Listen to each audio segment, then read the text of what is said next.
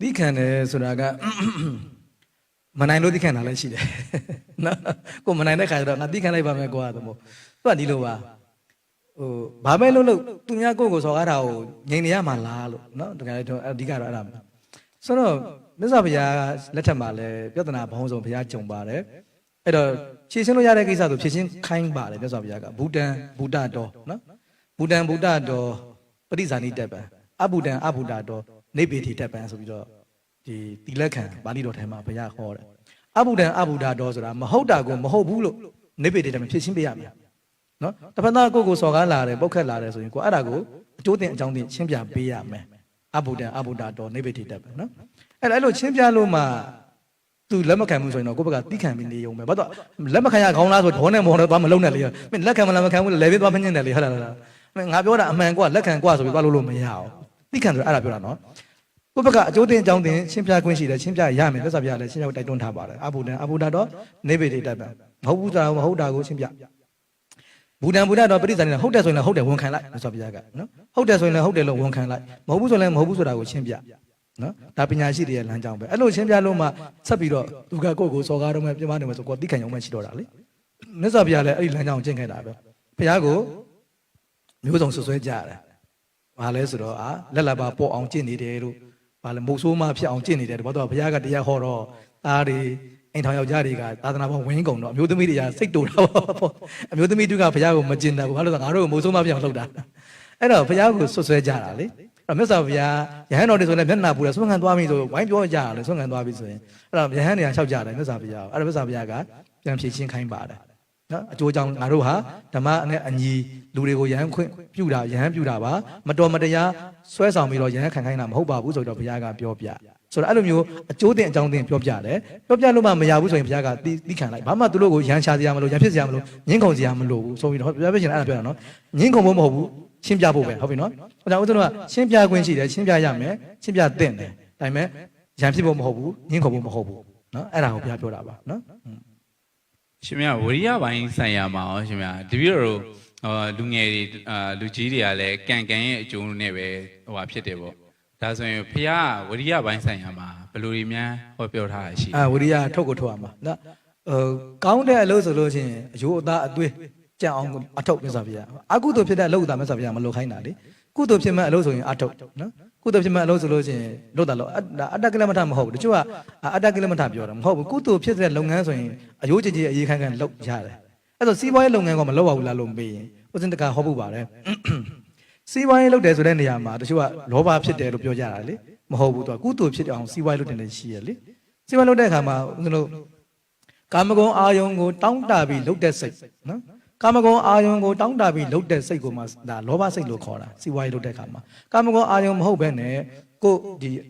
ဒီစီးပွားရှာမှရမှတာလည်းသာသနာကိုငါတို့လှူနိုင်မယ်ပရိဟိတတွေငါတို့လုပ်နိုင်မယ်ဆိုတာကိုသုံးဆွဲဖို့ကိုဗဒနာမထားဘဲနဲ့ဒါအော်တိုမက်ပါပြီးသွားပြီနော်ဒါကျွဲကူရေပါဆိုသလိုလေကိုသုံးဆွဲဖို့ကိုခေါင်းထဲမှာမထည့်ဘဲနဲ့ဒါငါတို့ငွေချနိုင်မှတာလည်းပရိဟိတလုပ်နိုင်မယ်နော်အမျိုးဘာသာသာသနာကိုငါတို့ထောက်ပံ့နိုင်မယ်ကူညီနိုင်မယ်ဒုက္ခရောက်သူတွေကိုငါတို့နော်ကူညီပေးနိုင်မယ်နောက်မိသားစုတွေကိုငါတို့ကျွေးမွေးနိုင်မယ်ပေါ့ဒီလိုမျိုးကုသိုလ်စိတ်နဲ့နော်ဒါကုသိုလ်စိတ်လို့ခေါ်တယ်အဲ့ဒီစိတ်နဲ့စီးပွားရေးလုပ်မယ်ဆိုတော့ဆိုပြလောက်ကောင်းနေတာကောင်းတဲ့လုပ်ငန်းပဲမချောတော်လုံးလားဝိရိယလောက်ရမှာပဲလေဥဋ္ဌာဏတမ္မတာလို့ခေါ်တယ်လေ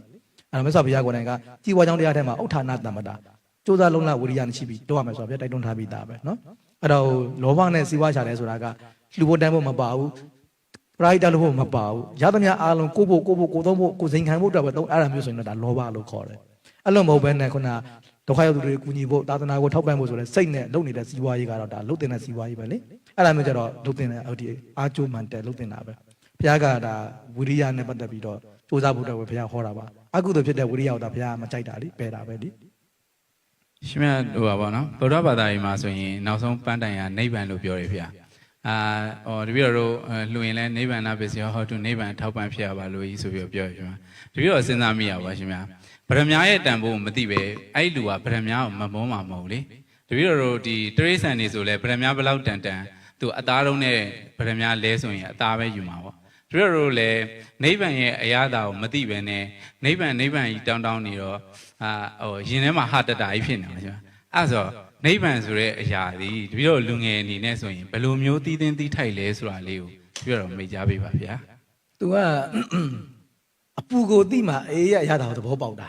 တော့နိဗ္ဗာန်ဆိုတာကငြိမ်းချမ်းခြင်းသဘောပဲအဲ့တော့ငြိမ်းချမ်းခြင်းသဘောဖြစ်တဲ့ကြောင့်ကျွန်တော်နိဗ္ဗာန်ကိုငြိမ်းချမ်းမှုသိကျင်တယ်ဆိုရင်ဆင်းရဲဒုက္ခကိုနားလည်မှာဖြစ်မှာအဲ့ကြောင့်ကျွန်တော်သစ္စာ၄ပါးမှာဆိုရင်ဒုက္ခသစ္စာရှိတယ်သမုဒယသစ္စာនិရောဓသစ္စာမေဃသစ္စာဆိုတော့မကောင်းတဲ့သစ္စာက2ပါးကောင်းတဲ့သစ္စာက2ပါးအဲ့တော့ဒုက္ခသစ္စာကိုအရင်မြင်အောင်ကြည့်ရတာ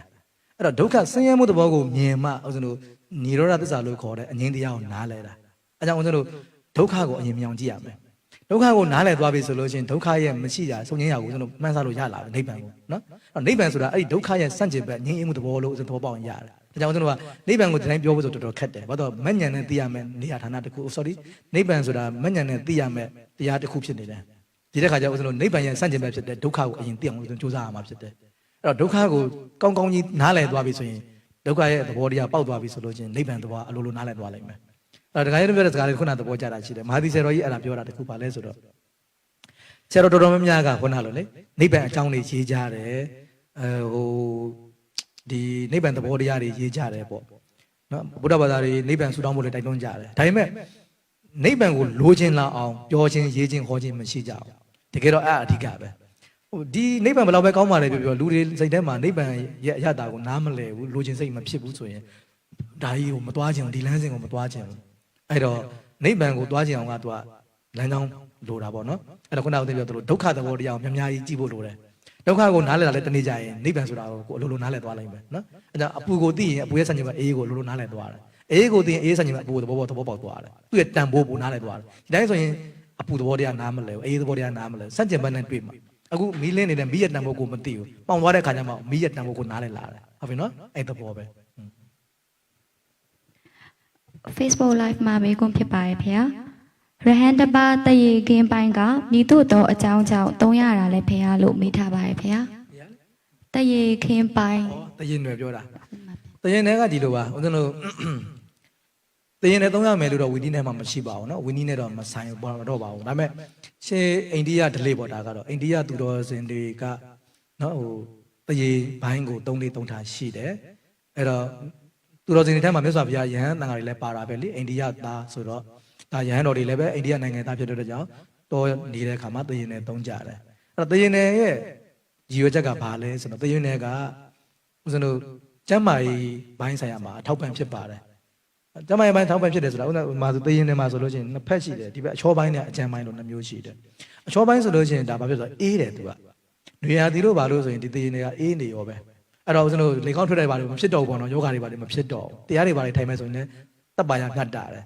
နောက်ဆောင်းရသည့်ကာလဆိုလို့ရှိရင်ဒီဘက်လှန်ပြီးတော့ထိုင်လို့ရှိရင်လွေးတယ်သူကခြုံလို့လည်းဆောင်းပုံနှမျိုးကြီးတယ်ဆိုရင်ခြုံအိတ်လို့လည်းရတယ်အဲ့တော့တရင်တွေကအဲ့လိုမျိုးအသုံးတဲ့တယ်ပေါ့နော်ကျမ်းမာရင်လည်းညီတယ်အေးအပူမြတ်တာတယ်အဲ့ဒါကြောင့်သုံးတာနောက်တစ်ခုကတော့အဝတ်ခင်းတဲ့တရေခင်းကဘာကွာလဲဆိုရင်အဝတ်ခင်းကြတော့အညစ်ပတ်မခံဘူးလေခဏခဏရှော်ရမယ်မြေကြီးပေါ်ထိုင်လို့လည်းမရအောင်ညစ်ပတ်တယ်တရင်တွေကြတော့ဘယ်နေရာထိုင်ရတယ်တစ်ပင်တစ်ပင်အောက်မှာသွားထိုင်ချုံထိုင်လိုက်ရတယ်မြက်ခင်းပေါ်ထိုင်မလားမြေကြီးပေါ်ထိုင်မလားတရင်တွေကထိုင်လိုက်ပြီးရင်ပြန်ခါလိုက်လို့ရှိရင်ပြောင်းသွားတာပဲလေအဲ့တော့တရင်တွေကြတော့သွားရောက်တဲ့နေရာမှာတစ်ပင်တစ်ပင်အောက်လည်းထိုင်ပြီးရထိုင်လို့ရတယ်ဟိုအဝတ်ခင်းကြတော့ဂယူးဆက်ရတာလေထိုင်လို့မရအောင်အဲ့တော့ဆိုတာကတရင်တွေနဲ့အဝတ်ခင်းကတော့တရင်တွေကြတော့ကြက်မိုင်နဲ့လည်းညီတယ်သုံးဆွဲရတာလည်းအဆင်ပြေတယ်ဒါကြောင့်သုံးကြတဲ့သဘောပါပဲဝင်းနေတော့အရာတရင်တွေမဖြစ်မနေသုံးရမယ်ဆိုတော့ဥပဒေတော့မရှိပါဘူးမသုံးလို့လည်းအဘယ်မသိဘူးသုံးလို့လည်းဘာမှမဖြစ်ပါဘူးနော်ကျက်မိုင်သဘောတရားပါပဲ